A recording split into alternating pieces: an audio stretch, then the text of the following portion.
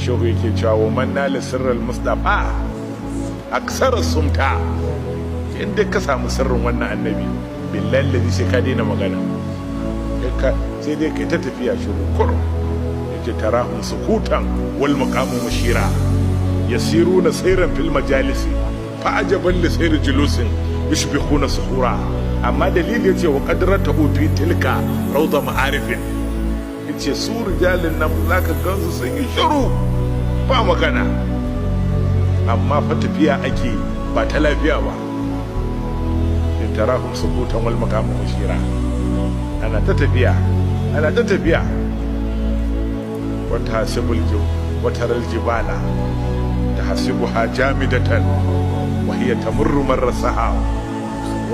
Madaukaka sirrin annabi kenan, sai ka dauka tsaye suke nan ku tafiya ake daga wannan kaunu zuwa wannan kaunu, saboda sirri mana mai karfi. To wannan shugaban ikibalinsa zuwa ga Allah da kulliyarsa, to wa yake da wannan? A ce akbala alallahi bi kulliyati, wannan sai annabi ta shugaba.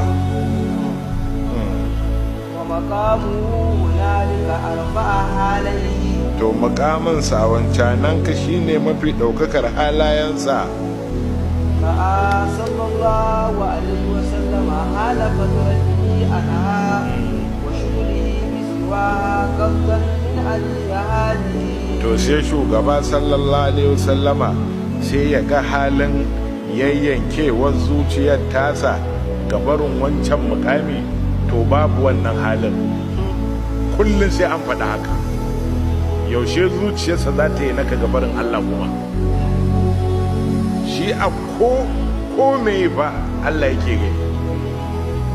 Malam masoyansa ma fa sai da suka kai mukamin da suke cewa wa mahama ya kulla la sabila li wasalli man tuhibbu fa kulla la araka suwahu.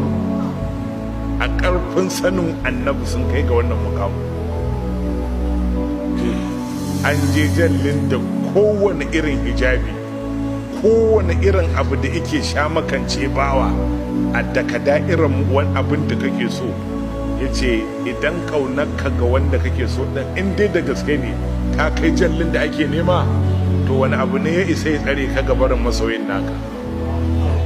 Yace da wannan gingime man hijabi ya sako gabana, wai yana da awai shine hijabin da zai tsare ni daga wanda nake so din. Sai in ce to kai